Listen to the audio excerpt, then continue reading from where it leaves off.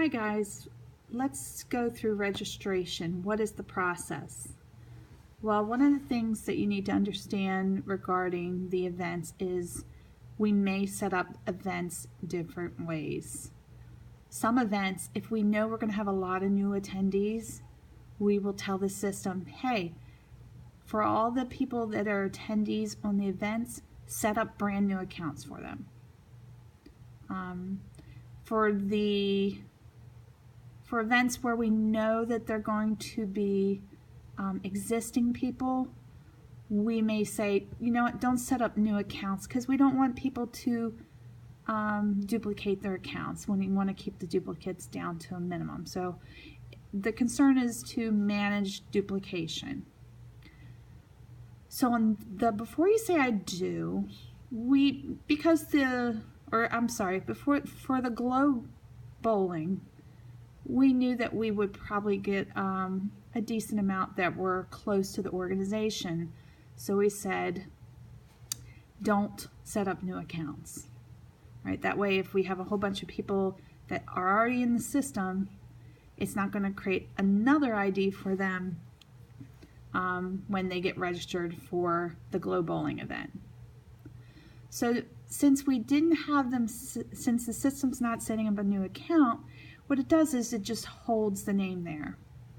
Now, when you're registering as the person paying, it always asks the person that's paying, do you want to attend this event? Are you one of the attendees? By saying yes, they're going to get a new account unless they go in through the portal. So if they just register as a guest, they're going to get a new ID just because there's basic information needed for payment. So it's got to have that basic information, and it's going to set them up as a brand new account. So for those not going through the portal, we're going to get a duplication. Otherwise, their attendees are just going to sit kind of in a text box waiting to be connected to their existing ID. If they don't have an existing ID, we set them one up. So how do we manage that? We're going to go to the event list and we're going to go to attendees. Okay, so if you see, the first four are already linked up because I worked on them.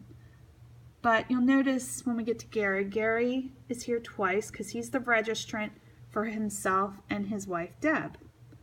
Notice Gary, who's the registrar, has a link, but Deb does not. That's the typical setup that's going to occur on this event. So what we want to do is we want to see if Deb's in the system, and if Deb's not in the system, we're going to set Deb up and then link her to her account. So in that case, I have the feeling, let's try Deb. So we're going to go, when we go to Deb, we're going to go to this attendee ID, which is basically a kind of a confirmation registration number. So we're going to click that, and here's a lot of information. Now, some of this information we may want to update on the record. So we might want to take a picture of it, and we're going to see if they already exist. So I'm going to go under Deb,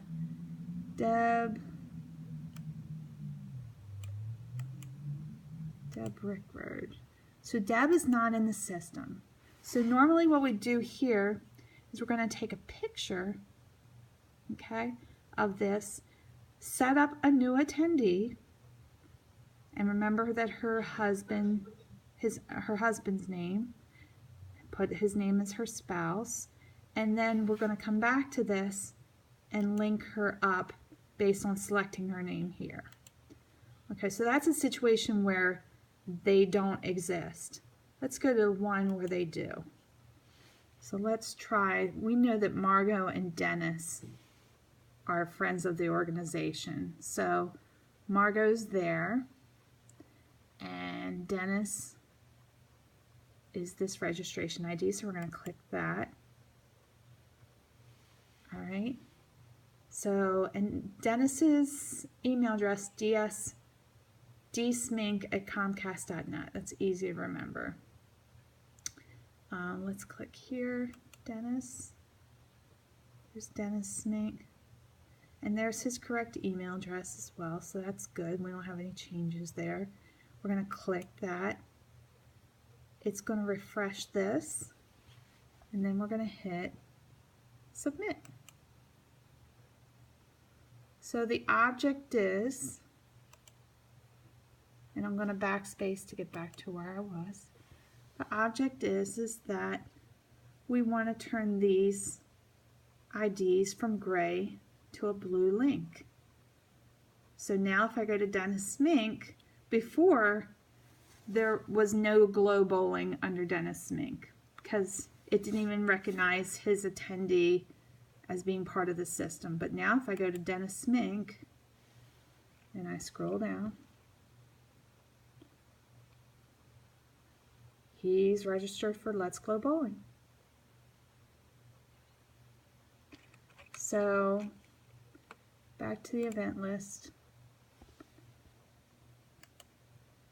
So that's what we're doing. We're changing these gray registrations to blue by linking them to their existing ID. If they don't have one, we add one and then we link them.